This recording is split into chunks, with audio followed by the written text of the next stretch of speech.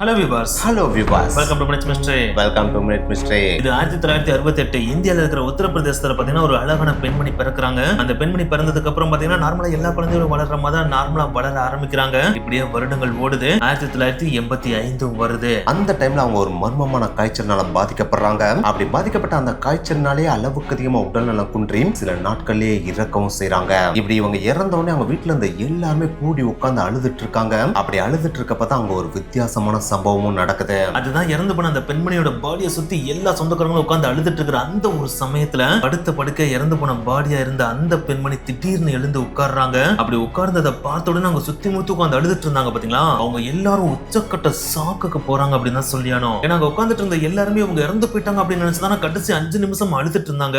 அப்படி இருக்கிறப்ப இவங்க எழுந்தது அவங்களுக்கு அதிர்ச்சி கலந்த ஒரு சாக்க தான் கொடுக்குது. ஆனா மற்றவங்களுக்கு என்னதான் இது ஒரு மிகப்பெரிய ஷாக்க கொடுத்தாலும் அவங்க அம்மா அப்பாக்கு இது ஒரு ஹாப்பினஸ் தான் கொடுக்குது. சோ அந்த ஹாப்பினஸோடய வேகமா எழுந்து ஓடி வந்து அந்த பொண்ணை கட்டி பிடிச்சு என் பொண்ணே சாமி சுமித்ரா மறுபடியும் வந்துட்டேமா அப்படின்னு சொல்லிட்டு கட்டி பிடிச்சு அழுகுறாங்க.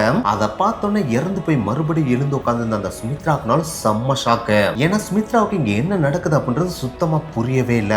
உடனே தன்னை கட்டி பிடிச்சு அவங்க அம்மா அப்பா பார்த்துட்டு முதல் தள்ளி நில்லுங்க, நீங்க யாரு, என்ன எதுக்கு சுமித்ரான்னு கூப்பிடுறீங்க, நான் எதுக்கு இந்த இடத்துல உட்கார்ந்துருக்கேன், என்ன சுத்தி எதுக்கு இத்தனை பேர் உட்கார்ந்து அழுதுட்டு இருக்கீங்க அப்படின்னு சொல்லிட்டு அடுக்கடுக்கு அடுத்தடுத்த கேள்விகளை கேட்கறாங்க. இப்படி அடுக்கடுக்கான கேள்விகளை கேட்கறதோட மட்டும் இல்லாம நீங்க சொல்ற சுமித்ரா அப்படின்றது யாருன்னு எனக்கு தெரியாது, என் பேரு சுமித்ரா கிடையாது, என்னோட பேரு சிவா திரிபாதி அப்படின்னு சொல்லிட்டு இன்னொரு பேரையும் சொல்றாங்க. இப்படி இவங்க பேசுறத கேட்டோன்னே அவங்க அம்மா அப்பாக்கு மட்டும் கிடையாது சுத்தி இருந்த எல்லாருக்குமே வெறித்தனமான ஷாக் கிரியேட் ஆகுது. சோ யார் இந்த பெண்மணி, இவங்களுக்கு அன்னைக்கு டேல என்னெல்லாம் நடந்துச்சு, இவங்க எதுக்கு அன்னைக்கு டேல இவ்வளவு வினோதமா பேசினாங்க, அண்ட் இவங்களோட லைஃப்ல அடுத்து என்னெல்லாம் நடந்துச்சு அப்படின்ற செம்ம மர்மமான ஒரு மறுபிறவி ஸ்டோரியை தான் இன்னைக்கு வீடியோல பார்க்க போறோம். இந்த வீடியோ உண்மையிலேயே உலகத்துல இப்படிலாமா நடக்கும் அப்படின்ற ஒரு ஆச்சரியத்தை உங்களுக்கு கிரியேட் பண்ணும். ஸ்கிப் பண்ணாம கடைசி வரைக்கும் வீடியோ பாருங்க. வாங்க வீடியோக்குள்ள போலாம். போறதுக்கு முன்னாடி நம்ம சேனலை சப்ஸ்கிரைப் பண்ணாம சப்ஸ்கிரைப் பண்ணிட்டு போயிடலாம். கூடவே வாட்ஸ்அப் அண்ட் ஃபேஸ்புக் பேஜை ஃபாலோ பண்ணாங்களும் ஃபாலோ பண்ணுங்க. இது 1968 இந்தியால இருக்கிற உத்தரப்பிரதேசத்துல இருக்கிற எட்டாவா அப்படின்ற டிஸ்ட்ரிக்ட்ல அங்காத்கா நாக்லா அப்படின்ற ஒரு வில்லேஜ்ல பாத்தீங்கன்னா ஒரு அழகான பெண் குழந்தை பிறக்குது. அந்த பெண் குழந்தையோட பேர் தான் சுமித்ரா சிங். அந்த சுமித்ரா சிங் பாத்தீங்கன்னா பிறந்ததுக்கு அப்புறம் நார்மலா எல்லா குழந்தைகள் மாதிரி தான் வளர ஆரம்பிக்குது அன்டில் அந்த பொண்ணுக்கு 11 வயசு ஆகுற வரைக்கும். சுமித்ரா சிங்க்கு 11 வயசு ஆகுற அந்த ஒரு டைம்ல பாத்தீங்கன்னா அவங்களோட அம்மா இறந்து போயிடுறாங்க. சோ அவங்க அம்மா இறந்ததுக்கு அப்புறம் பாத்தீங்கன்னா அவங்க அம்மா இல்லாம வளர வேண்டிய ஒரு சிச்சுவேஷனுக்கு தள்ளப்படுறாங்க. என்னடா அம்மா தாண்டா இறந்து போயிட்டாங்க, அப்பா இருப்பாருடா, அப்பா அவங்களை பாத்துக்க மாட்டாங்களா அப்படின்னு சொல்லிட்டு நீங்க கேட்கலாம். ஆனா அவங்க அப்பாவும் பாத்தீங்கன்னா வேலை காரணமாக அடிக்கடி பாத்தீங்கன்னா வெளியூர் போக வேண்டிய ஒரு சிச்சுவேஷன் கிரியேட் ஆகும். சோ அதனாலே அடிக்கடி பாத்தீங்கன்னா சுமித்ரா சிங்க வீட்டுல தனியா விட்டுட்டு அவர் வேலைக்கு போயிருவாரு. சோ அதனாலே அந்த ஒரு சின்ன வயசுலயே தன்னோட அம்மா அப்பாவோட அரவணைப்பு பெருசா இல்லாமயே தான் இந்த சுமித்ரா சிங் வளர ஆரம்பிக்கிறாங்க. அதாவது தனிமையில வளர ஆரம்பிக்கிறாங்க. தனிமையில இருக்காங்க அப்படின்றதுக்காக வீட்டுல தனியால அவங்க அப்பா விட்டுட்டு போக மாட்டாரு. இவர் எப்பெல்லாம் வெளியூருக்கு வேலைக்கு போறாரோ அந்த டைம்லலாம் சுமித்ரா சிங்கோட கசின் வீடு ஒரு வீடு இருக்கும், அந்த வீட்டுல தான் பாத்தீங்கன்னா அவங்க அப்பா விட்டுட்டு போவாரு. அப்படி விட்டுட்டு போறப்பெல்லாம் பாத்தீங்கன்னா சுமித்ரா சிங் அங்க இருந்த மாதிரி தான் சின்ன சின்ன விஷயங்களை படிச்சு தெரிஞ்சுக்கிறாங்க, அதாவது கத்துக்கவும் செய்யறாங்க.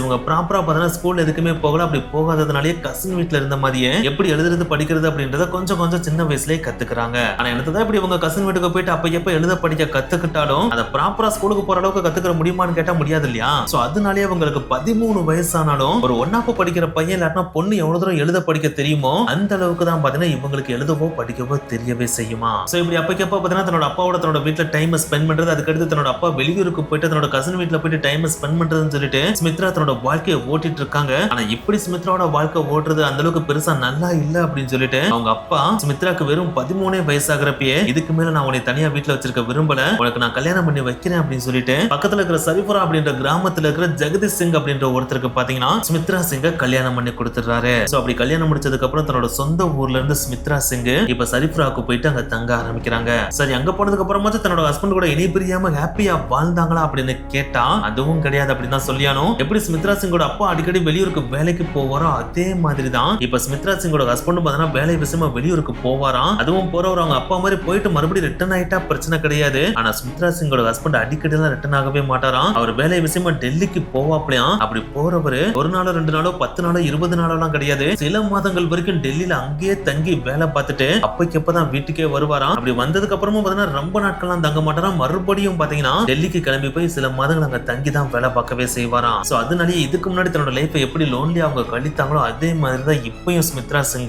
தன்னோட லைஃபை லோன்லியா கழிக்க ஆரம்பிக்கிறாங்க, அதாவது தனிமையில கழிக்க ஆரம்பிக்கிறாங்க. சோ இப்படியே பாத்தீங்கன்னா டைம் டிக்கிங் ஆகுது, காலங்களும் ஓடுது. இவங்க கல்யாணம் முடித்து எக்ஸாக்டா 3 வருடங்களும் ஆகுது. இன்னும் கொஞ்சம் எக்ஸாக்டா சொல்லணும் அப்படின்னா 1984 டிசம்பர் மாசமும் வருது. அந்த ஒரு மாசம் இவங்க ஒரு அழகான ஆண் குழந்தைய குழந்தைய பெற்றெடுக்கிறாங்க. இப்படி ஆண் குழந்தை பிறந்ததுக்கு அப்புறமாச்சும் அவங்களோட லைஃப் ஸ்மூத்தா போச்சா அப்படின்னு கேட்டா அதுக்கப்புறம் தான் அவங்களோட லைஃப் அல்டிமேட் அப்படி தழுகில மாறி கீழே போகுது. ஏன்னா அது வரைக்கும் தனிமை அப்படின்ற ஒண்ணு மட்டும் தான் அவங்க கழிச்சிட்டு இருந்தாங்க. ஆனா இப்ப பாத்தீங்கன்னா அதாவது குழந்தை பிறந்ததுக்கு அப்புறம் பாத்தீங்கன்னா அவங்க உடல் ரீதியாவே எக்கச்சக்கமான சேஞ்சஸ் பார்க்க ஆரம்பிக்கிறாங்க. அதாவது குழந்தை பிறந்ததுக்கு அப்புறம் பாத்தீங்கன்னா திடீர்னு மயங்கி கீழே விழுக ஆரம்பிக்கிறாங்க. அப்படி விழுந்ததுக்கு அப்புறம் அவங்க நார்மலா இருப்பாங்களான்னு கேட்டா அதுவும் கிடையாது. ஒன்ஸ் அவங்க மயங்கி கீழே விழுந்துட்டாங்கன்னு வச்சுக்கோங்களேன் அவங்களோட கண்வெளியெல்லாம் அப்படியே பிதுங்கிட்டு வெளியே வருமா. அண்ட் அவங்களோட பற்களை வந்து பாத்தீங்கன்னா வாயில இருக்க கடிச்சுக்கிட்டு சொல்லிட்டு செம்மையா கடிச்சிட்டு இருப்பாங்க. அப்படி இவங்க கடிக்கிறத பார்த்த உடனே அக்கம் பக்கத்துல ஓடி வந்து என்னமாச்சு அப்படின்னு சொல்லிட்டு கேட்டாங்கன்னா அப்படி கேட்ட உடனே ஸ்மித்ரா சிங் என்ன யாருன்னு தெரியலையா, நான் தான் சந்தோஷி மாதா சாமி வந்திருக்கேன், என்ன அடையாளம் தெரியாம இருக்கீங்க அப்படின்னு சொல்லிட்டு எந்திரிச்சு சாமி ஆட ஆரம்பிச்சிருவாங்களாம். அப்படி இவங்க சாமி ஆடுறத பார்த்த உடனே அக்கம் பக்கத்துல இருக்கிற எல்லாருமே குடுக்குடுன்னு ஓடி வந்துட்டு ஆத்தோடி சாமி வந்துருச்சாமா அப்படின்னு சொல்லிட்டு சாமிட்டு ஆசீர்வாதம் வாங்குறோம்னு சொல்லிட்டு எல்லாருமே போயிட்டு இவங்க திருநீர் வாங்குவாங்களாம். அப்படி திருநீர் வாங்கினதுக்கு அப்புறம் சாமியை மலையேத்துவோம் அப்படின்னு சொல்லிட்டு சாமியை மலையேற்றுறதுக்கான சில வேலைகளை செஞ்சுட்டு அதுக்கு அடுத்துதான் ஸ்மித்ரா சிங்க சாந்தி படுத்தவே செய்வாங்களாம். அப்படி சாந்தி படுத்தினதுக்கு அப்புறம் அவங்க நார்மலா ஆயிட்டாங்களா அப்படின்னு கேட்டா அதுவும் கிடையாது அப்படின்னு தான் சொல்லியானோ. இப்ப எப்படி நடந்துச்சோ அதே மாதிரி பாத்தீங்கன்னா அடுத்தடுத்து உங்களோட லைஃப்ல நடக்க ஆரம்பிக்குது. அதாவது இவங்க பாத்தீங்கன்னா அடிக்கடி மயங்கி கீழே விழுகுறாங்க. அப்படி விழுகிறப்ப அவங்களோட கண்விழி பிதுங்குமா, பல்ல கடிப்பாங்களா, அடுத்து கத்துவாங்களாம். அப்படி கத்துறப்பலாம் எல்லாரும் வந்து கேட்டோடனே எனக்கு சாமி வந்துருச்சு அப்படின்னு சொல்லிட்டு சொல்லுவாங்களாம். இப்படி சாமி வந்துருச்சுன்னு சொல்லிட்டு எல்லா டைமும் சொன்னா பிரச்சனை கிடையாது. சம்டைம்ஸ் எல்லாம் பாத்தீங்கன்னா எனக்கு பேய் பிடிச்சிருச்சு அப்படின்னு கூட சொல்லுவாங்களாம். அதாவது சிரிப்புறால இருக்கிற ஒரு கிணத்துக்குள்ள விழுந்து அந்த பொண்ணு இருக்காங்க பாத்தீங்களா, அந்த பொண்ணு தான் நான் அப்படின்னு சொல்லிட்டு எந்திரிச்சு பேயாடவும் ஆரம்பிச்சிருவாங்களாம். சம்டைம்ஸ் எல்லாம் பாத்தீங்கன்னா சரிஃப்ரா வில்லேஜை தாண்டி இந்தியால ஏதோ ஒரு மூலையில இருக்கிற ஒரு ஆண் மகன் தான் நான் அப்படின்னு சொல்லிட்டு எனக்குள்ள அவனோட பேய் வந்துருச்சுன்னு சொல்லிட்டு அந்த மாதிரியும் பேயாட ஆரம்பிச்சிருவாங்களாம். சோ இப்படி பேயாட ஆரம்பிச்ச உடனே அந்த ஊர் மக்கள் எல்லாரும் என்ன பண்ணுவாங்க, பக்கத்துல இருக்கிற கோடாங்கி ஈடாங்கி யாராச்சும் இருந்தாங்களோ அவனை கூட்டு வந்து பேய் ஓட்டுவாங்க இல்லையா. சோ அந்த மாதிரி இவங்களுக்கு பேய் ஓட்டுற வேலையெல்லாம் பண்ணி தான் இவங்களை மறுபடியும் சாந்திப்படுத்தவே செய்வாங்களாம். சோ இந்த மாதிரி தான் பாத்தீங்கன்னா குழந்தை பிறந்ததுல இருந்து அடுத்த 6 மாசம் ஸ்மித்ரா சிங்க்கு அடிக்கடி பாத்தீங்கன்னா சாமி வருது பேய் வருது அப்படின்னு சொல்லிட்டு எக்கச்சக்கமான விஷயங்கள் நடந்துட்டே இருக்கு. இப்படி நடந்துட்டு இருக்கப்ப 16 ஜூலை 1985 வருடமும் வருது. அன்னைக்கு நாள்ல வழக்கம் போல பாத்தீங்கன்னா ஸ்மித்ரா சிங்க்கு ஒரு மாதிரி மயக்க வர மாதிரி வருது. அப்படி மயக்க வந்த உடனே கீழே விழுகுறாங்க. கீழே விழுந்த உடனே அவங்களுக்கு என்ன மாதிரி நடக்குமோ அதே மாதிரி தான் நடக்குது. அப்படி நடந்த உடனே எந்திரிச்சு நின்று அவங்க வாட்டுக்கு ஆட ஆரம்பிச்சிட்டாங்க. அப்படி ஆட ஆரம்பிச்ச உடனே அங்க அக்கம் பக்கத்துல இருந்த எல்லாருமே அந்த இடத்துக்கு ஓடி வந்து என்னமாச்சு அப்படின்னு சொல்லிட்டு கேட்கறாங்க. அப்படி கேட்ட உடனே ஸ்மித்ரா சிங் பலத்த குரலோட இன்னைக்கு இருந்து 3வது நாள் நான் இறந்து போயிருவேன் அப்படின்னு சொல்லிட்டு ஒரு வாக்கு கொடுக்குறாங்க. இந்த ஒரு வாக்கை கேட்ட உடனே அங்க இருந்து எல்லாருமே வேற லெவல்ல சாக்காயிடுறாங்க. ஏன்னா இது நாள் வரைக்கும் இந்த மாதிரி வினோதமான ஒரு விஷயத்த ஸ்மித்ரா சிங் ஒரு தடவை கூட சொன்னது கிடையாது. ஏன்னா எத்தனை தடவை அவங்க சாமி ஆடி இருக்காங்க, பேய் ஆடி இருக்காங்க. ஆனா அப்படி ஆடுறப்பல இந்த மாதிரியான ஒரு வார்த்தையை சொன்னதே கிடையாது. அப்படி இருக்கிறப்ப அவங்களே இறந்து போயிருவாங்கன்னு சொல்ற இந்த ஒரு வார்த்தையை பாத்தீங்கன்னா அக்கம் பக்கத்துல இருக்கிற எல்லாருக்குமே ஒரு சாக்க கிரியேட் பண்ணுது. சோ உடனே இந்த ஒரு விஷயத்தை ஸ்மித்ரா சிங்கோட அப்பாட்ட தெரிவிக்கிறாங்க. அப்படி தெரிவிச்ச உடனே அவங்க அப்பா அவர் பார்த்துட்டு இருந்த வேலையை அப்படியே விட்டுட்டு ஸ்மித்ரா சிங்க பாக்குறதுக்காக சரிப்புறாக்க அவரோட கசினோட வந்துடுறாரு. அப்படி வந்து அவர் பார்த்தா அடுத்த 3 நாளுமே ஸ்மித்ரா சிங்க பக்கத்துல இருந்து நல்லாவே பார்த்துட்டு இருக்காரு. அப்படி பார்த்துட்டு இருக்கப்ப ஸ்மித்ரா சிங் சொன்ன மாதிரி அந்த வாக்கு சொன்னதுல இருந்து எக்ஸாக்டா 3வது நாள் அதாவது ஜூலை 19 1985 வருஷம் இவங்களுக்கு ஒரு மர்மமான காய்ச்சல் வருது. அந்த காய்ச்சல் வந்த சில மணி நேரங்களே அவங்க மயக்கம் பட்டு கீழே விழுகுறாங்க. அப்படி விழுந்ததை பார்த்தோன்னே சுமித்ரா சிங்கோட அப்பா வேகமா ஓடி வந்து என்னமாச்சுன்னு சொல்லிட்டு அவங்கள தூக்குறாங்க. அப்படி தூக்குறப்ப சுமித்ரா சிங்கோட தலை சரக்குன்னு கீழே விழுகுது. அப்படி விழுந்ததை பார்த்தோன்னே அவருக்கு ஒரு மாதிரி இருள் அடிச்ச மாதிரி ஆயிடுது. உடனே சுமித்ரா சிங்கோட மூக்குல கைய வச்சு பாக்குறாரு. அப்படி கைய வச்சு பாக்குறப்ப மூச்சு காத்து அவரோட விரல்ல படவே இல்ல.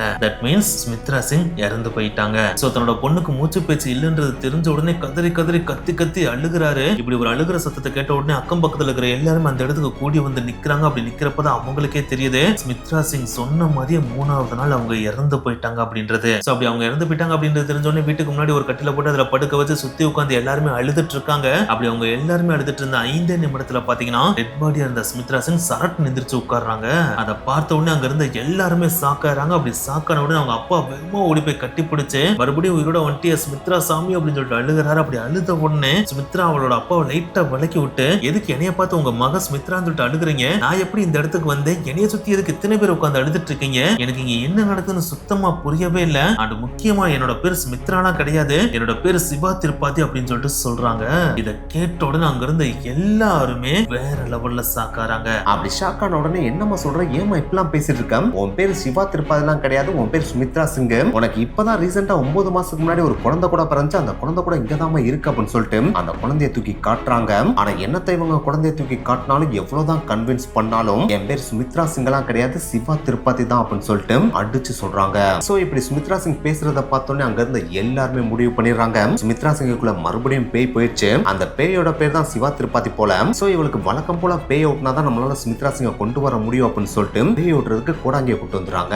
கோடாங்கி வந்துட்டு பேய் ஓட்டுறேன்னு சொல்லிட்டு கோடாங்கி அடிச்சு பாக்குறாப்ல. ஆனா மறுபடியும் சுமித்ரா சிங் வந்த மாதிரியே தெரியல. சரி, இந்த கொடாங்கியால தான் முடியல, நம்ம வேற கொடாங்கிய கூட்டு வந்து பாப்போம் அப்படின்னு சொல்லிட்டு அவங்களுக்கு கிட்டத்தட்ட 4-5 கொடாங்கிய கூட்டு வந்து பேயை ஓட்டுறேன்னு சொல்லிட்டு பேய் ஓட்டி பாக்குறாங்க. ஆனா என்னத்தை ஓட்டினாலும் சுமித்ரா சிங் மறுபடியும் வந்த மாதிரியே தெரியல. ஏன்னா இதுக்கு முன்னாடி எல்லாம் பாத்தீங்கன்னா ஒரு தடவை பேய் ஓட்டினே சுமித்ரா சிங் குள்ள இருக்க பேய் போயிட்டு மறுபடியும் சுமித்ரா சிங் நார்மல் நிலைமைக்கு திரும்பிடுவாங்க. ஆனா இந்த தடவை அப்படி நடக்கவே இல்லை. இவங்களுக்கு எத்தனையோ தடவை பேய் ஓட்டுனாலும் இவங்க மறுபடியும் சிவா திருப்பாதி தான் சொல்றாங்களே தவிர சுமித்ரா சிங்னு சொல்லவே இல்ல. சோ அது வரைக்கும் ஓரளவுக்கு பொறுமையா இருந்த அக்கம் பக்கத்துல இருந்த எல்லாருமே பாத்தீங்கன்னா இதுக்கு மேல நம்மளால ஒண்ணும் பண்ண முடியாது, அவளா சரியானதான் உண்டு அப்படின்னு சொல்லிட்டு அங்க இருந்து கிளம்பி போயிடுறாங்க. ஆனா அவங்க அப்பா, ஹஸ்பண்டோட ஃபேமிலி எல்லாமே சுமித்ரா சிங்கோடயே தான் இருக்காங்க. ஆனா என்னத்த அவங்க கூட இருந்தாலும் இவங்க மறுபடியும் நான் சிவா திருப்பாதி தான் என்னை திவ்யாபூர்ல கொலை பண்ணிட்டாங்க, எனக்கு 2 பசங்க இருக்காங்க, அவங்க திவ்யாபூர்ல தான் வாழவும் செய்யறாங்க, நான் அவங்கள பார்க்க போனோம் அப்படின்னு சொல்லிட்டு ஒவ்வொரு நாளும் சிவா திருப்பாதியை பத்தி புது விஷயங்களை சொல்லிட்டே இருக்காங்க. சோ இப்படி இவங்க திரும்ப சொல்லிட்டு இருக்க சிவா திருப்பாதி சுமித்ரா சிங்கோட கற்பனையான கேரக்டரா இல்ல உண்மையிலேயே வாழ்ந்த கேரக்டரா அப்படின்னு கேட்டா எஸ், இவங்க உண்மையிலேயே வாழ்ந்த கேரக்டர் தான். இவங்க அக்டோபர் மாசம் 24ஆம் தேதி 1962 வருஷம், அதாவது சுமித்ரா சிங் பிறக்கிறதுக்கு எக்ஸாக்டா 6 வருஷத்துக்கு முன்னாடி இதே எதாவா சிட்டில பிறந்தவங்க தான். இவங்க அப்பா பத்தி சொன்னா அவர் பேர் ராம்சியா திருப்பாதி, இவர் காலேஜ்ல லெக்சரரா வேலை பார்க்கறாரு. இவங்களுடைய ஃபேமிலியை பாத்தீங்கன்னா வெல் எஜுகேட்டட் ஃபேமிலினே சொல்லலாம். சோ அதனாலேயே பாத்தீங்கன்னா சிவா திருப்பாதியும் அந்த காலகட்டத்திலே ஹோம் எக்கனாமிக்ஸ்ல BA முடிச்சிருக்காங்க. சோ இப்படி நல்லா படிச்ச இவங்களுக்கு பாத்தீங்கன்னா 18 வயசுலயே கல்யாணமும் பண்ணி வச்சிருக்காங்க. அதுவும் யாருக்கு கல்யாணம் பண்ணி வைக்கிறாங்கன்னு பாத்தீங்கன்னா திவ்யாபூர் அப்படின்ற ஸ்மால் டவுன்ல வசிக்கிற ஜெதிலால் அப்படின்றவருக்கு தான் கல்யாணம் பண்ணி வைக்கிறாங்க. அண்ட் இவங்க 2 பேருக்கும் பாத்தீங்கன்னா 2 அழகான ஆண் குழந்தைகள் பிறக்குது. அவங்களோட நிக் நேம் ரிங்கு டிங்கு. சோ கல்யாணம் முடிக்கிறதுக்கு முன்னாடி வரைக்கும் சிவா திருப்பாதியோட லைஃப் பாத்தீங்கன்னா ரொம்ப ஸ்மூத்தா ஹாப்பியா தான் போயிட்டு இருந்துச்சு. ஆனா ஒன்ஸ் கல்யாணம் முடிச்சு வந்ததுக்கு அப்புறம் சிவா திருப்பாதியோட மாமியாருக்கும் அவங்களுடைய நாத்தனாருக்கும் சிவா திருப்பாதியை பார்த்தாலே பிடிக்காது. அப்படி அவங்களுக்கு பிடிக்காததுக்கும் சில முக்கியமான காரணங்கள் இருக்கு. ஏன்னா சிவா திருப்பாதி பாத்தீங்கன்னா நல்லா படிச்சவங்க இல்லையா, அதனாலே அவங்களுடைய மேனரிசம் எல்லாமே படிச்சவங்களுக்கு ஏத்த மாதிரி தான் இருக்கும், வேலையும் பாத்தீங்கன்னா அதுக்கேத்த மாதிரி தான் பார்ப்பாங்க. ஆனா இவங்க இந்த மாதிரி நீட்டா ட்ரெஸ் பண்றது, டீசென்ட்டா இருக்குது பாத்தீங்கன்னா மாமியாருக்கும் நாத்தனாருக்கும் சுத்தமா பிடிக்கவே இல்ல. சோ அதனாலே பாத்தீங்கன்னா சிவா திருப்பாதி அடிக்கடி திட்டவும் செய்வாங்க, அடிக்கவும் செய்வாங்க. அதுலயும் அடிக்கடி நீ என்னத்தை படிச்சது என்ன பிரயோஜனம், நகை என்ன அதிகமா போட்டு வந்த, கம்மியா தானே போட்டு வந்த, இதுக்கு நீ படிக்காமே இருந்துக்கலாம் அப்படின்னு சொல்லி தான் அடிக்கவே செய்வாங்களாம். சோ இப்படி இவங்க குடும்பப்படுத்துறத பாத்தீங்கன்னா சிவா திருப்பாதி எக்கச்சக்க தடவை அவங்க வீட்டுக்கு லெட்டரா எழுதி அனுப்பி இருந்திருக்காங்க. சோ இப்படி இவங்க லெட்டர் அனுப்பிட்டு இருக்க அந்த ஒரு சமயத்துல, அதாவது 18 மே 1985 சமயத்துல சிவா திருப்பாதியோட தாய் மாமா ஒரு விசேஷத்துக்காக திவ்யாபூர் வர்றாரு. அப்படி வர்றப்ப நம்ம வந்ததான் வந்துட்டு நம்ம சிவா திருப்பாதியும் ஒரு தடவை போய் பார்த்துட்டு வந்துடலாம் அப்படின்னு சொல்லிட்டு சிவா திருப்பாதியோட வீட்டுக்கு போறாரு. அப்படி போறப்பதான் அவருக்கே தெரியுது சிவா திருப்பாதி சந்தோஷமா இல்ல அப்படின்றது. ஏன்னா சிவா திருப்பாதி அங்க படுற கஷ்டங்கள் எல்லாத்தையுமே தன்னுடைய தாய் மாமாட்ட சொல்லி அழுதுருக்காங்க. அதை கேட்டோடனே அவரும் ரொம்ப வருந்துறாரு. உடனே சிவா திருப்பாதிட்ட நீ ஒன்னும் கவலைப்படாத, நான் நாளைக்கு காலையில அப்பாவை கூட்டு வரேன், இந்த விஷயத்த பேசி முடிச்சலாம் அப்படின்னு சொல்லிட்டு அங்க இருந்து கிளம்புறாரு. அப்படி கிளம்பின அவர் அடுத்த நாள் காலையில அவர் அட்டன் பண்ண வந்த ஃபங்க்ஷன் அட்டன் பண்ணிட்டு இருக்காரு. அப்படி அட்டன் பண்ணிட்டு இருக்கப்பே ஒரு நியூஸும் அவருடைய காதுக்கு வருது. அதை கேட்டோடனே அவரே இருளடைஞ்ச மாதிரி ஆயிடுறாரு. ஏன்னா முதல் நாள் தான் பார்த்துட்டு வந்த சிவா திருப்பாதி இன்னைக்கு காலையில ரயில்ல விழுந்து இறந்து போயிட்டாங்க அப்படின்ற விஷயத்த ஒருத்தர் ஓடி வந்து சொல்றாரு. இந்த விஷயத்தை கேட்டோடனே சிவா திருப்பாதியோட தாய்மாமனுக்குனாலும் என்ன பண்றது ஏது பண்றதே தெரியல, உளுந்தடிச்சு சிவா திருப்பாதியோட வீட்டுக்கு ஓடுறாரு. அப்படி ஓடி பாக்குறப்ப அங்க சிவா திருப்பாதியோட பாடியை வச்சிருக்காங்க. அதை பார்த்தோன்னே கதறி அழுதுகிட்டு அந்த பாடிக்கு பக்கத்துல போறாரு. அப்படி போறப்பதான் ஒரு விஷயத்தை நோட் பண்றாரு. அதுதான் ரயில்ல விழுந்து அடிபட்ட சிவா திருப்பாதியோட பாடியில எந்த ஒரு இடத்துலயுமே அடியை காணோம், ஆனா தலையில மட்டும்தான் அடிபடவே செஞ்சிருக்கு. இந்த ஒரு விஷயம் இவருக்கு ஒரு விதமா சந்தேகத்தை கிரியேட் பண்ணுது. ஏன்னா ஒருத்தவங்க ரயில்ல விழுந்திருக்காங்க அப்படின்னா பாடியில எல்லா இடத்துலயும் அடிபடணும் இல்லையா, ஆனா சிவா திருப்பாதிக்கு தலையில மட்டும் தான் அடிபட்டு இருக்கு. அப்ப இதுல ஏதோ சம்திங் நடந்திருக்கு, இதை நம்ம கண்டுபிடிச்சாகணும். அதுக்கு நம்ம சிவா திருப்பாதியோட அப்பாவை இங்க கூட்டு வரணும். இதுக்கெல்லாம் மேல சிவா திருப்பாதியோட அப்பா வர்ற வரைக்கும் இந்த பாடியை எரிக்காம வச்சிருக்கணும். சோ நம்ம அதுக்கு ஏதாவது பண்ணணும் அப்படின்னு சொல்லிட்டு சிவா திருப்பாதியோட ஹஸ்பண்ட் அண்ட் மாமனார் மாமியாரை கூப்பிட்டு நான் உடனே ஊருக்கு போயிட்டு சிவா திருப்பாதியோட அப்பாட்ட நடந்தது எல்லாத்தையும் சொல்லி கூட்டு வர்றேன். அது வரைக்கும் சிவா திருப்பாதிக்கு இறுதி சடங்கு பண்ணாம வச்சிருங்க. ஏன்னா பெத்தவர் கடைசியா தன் பிள்ளையோட முகத்தை பார்க்கணும் இல்லையா, அதை கூட அவர் பார்க்க முடியல அப்படின்னா அவர் பெத்து வளர்த்ததுக்கு அர்த்தமே இல்லாம போயிடும். சோ இந்த ஒரு உதவியை மட்டும் செய்யுங்க அப்படின்னு சொல்லிட்டு கெஞ்சி கேட்டுட்டு அங்கிருந்து கிளம்புறாரு. சோ அவர் கிளம்பி போற வரைக்கும் சரிசரின்னு தலையாட்டிட்டு இருந்த சிவா திருப்பாதியோட மாமனாரும் மாமியாரும் அவர் ஒன்ஸ் கிளம்பி போன உடனே அவங்க வேலையை பார்க்க ஆரம்பிச்சிடாங்க. எஸ், அவர் கிளம்பி போன உடனே லோக்கல் அத்தாரிட்டிஸ் அவசரமா பெர்மிஷனை வாங்கி சிவா திருப்பாதியோட பாடியை கம்ப்ளீட்டா எரிச்சிடுறாங்க. சோ அதனாலே ஊருக்கு போய் சிவா திருப்பாதியோட மாமனார் அவங்க அப்பாட்ட சொல்லி அவரை திவ்யாபூர் கூட்டு வர்றதுக்குள்ளயும் சிவா திருப்பாதியோட பாடி எரிக்கப்பட்டு சாம்பல் மட்டும்தான் அவருக்கு காண்பிக்கவே பட்டுச்சு. சோ இந்த ஒரு விஷயம் பாத்தீங்கன்னா சிவா திருப்பாதியோட அப்பாவான ராம்சியா திருப்பாதிக்கு பயங்கரமான சந்தேகத்தை கிரியேட் பண்ணுது. ஏன்னா சிவா திருப்பாதி தான்ட்ட சொன்ன எல்லா விஷயங்களையும் தாய்மாமே அவங்க அப்பாட்ட சொல்லி தானே கூட்டு வந்திருக்காரு. சோ சிவா திருப்பாதி அவ்வளவு தூரம் கஷ்டப்பட்டிருக்கான்னு அப்பதான் அவங்க அப்பாக்கே தெரிஞ்சிருக்கு. ஏன்டா சொல்றீங்க, சிவா திருப்பாதி அடிக்கடி அவங்க அப்பாவுக்கு லெட்டர்லாம் எழுதிருந்தாங்களா, அதுல என்னடா சொல்லியிருந்தாங்க அப்படின்னு நீங்க கேட்கலாம். அதுல ஓப்பனால என்னுடைய மாமியாரும் என்னுடைய நாத்தனாரும் கொடுமைப்படுறாங்க அப்படின்னு சொல்லி எழுதலாம் இல்லையா, அதுக்கு பதிலா எனக்கு தூங்குறப்பெல்லாம் கெட்ட கனவா வருது, அதனாலேயே எனக்கு தூங்குற பாக்குறதுக்கே பயமா இருக்கு அப்படின்னு சொல்லி சிம்பாலிக்கா தான் எழுதி அனுப்பியிருந்தாங்களாம். சோ அதனாலே சிவா திருப்பாதியோட அப்பா இதை பெருசா கண்டுக்காம தான் விட்டு இருந்திருக்காரு. ஆனா இப்ப தாய்மாமன் சொன்னதுக்கு அப்புறம் தான் இவ்வளவு விஷயங்கள் நடந்திருக்குன்னே தெரிஞ்சிருக்கு. அதுலயும் தான் வர்றதுக்குள்ளேயே தன்னுடைய மகனோட பாடியை வேற எரிச்சிட்டாங்க இல்லையா. சோ அதனாலே சந்தேகப்பட்ட அக்கம் பக்கத்துல இருக்க எல்லாத்தையும் விசாரிக்கிறாரு. அப்படி விசாரிக்கிறப்ப சில பேரு எங்களுக்கு தெரிஞ்ச அளவுக்கு சிவா திருப்பாதி அவங்களாம் போய் ரயில வந்திருக்க சான்ஸே இல்ல. ஏன்னா அதிகாலையில சிவா திருப்பாதியோட உடலை யாரோ 2 பேர் தூக்கிட்டு போனதை பார்த்ததாம் சில பேர் சொன்னாங்க. சோ அதை வச்சு பாக்குறப்ப அவங்கள கொண்டுதான் ரயில்வே ட்ராக்ல கொண்டு போய் போட்டிருக்கணும். அப்படி போட்டதுக்கு அப்புறம் தான் இது ஆக்சிடென்ட் சொல்லி நாடகம் மாறிக்கணும் அப்படின்னு சொல்லிட்டு சொல்லியிருக்காங்க.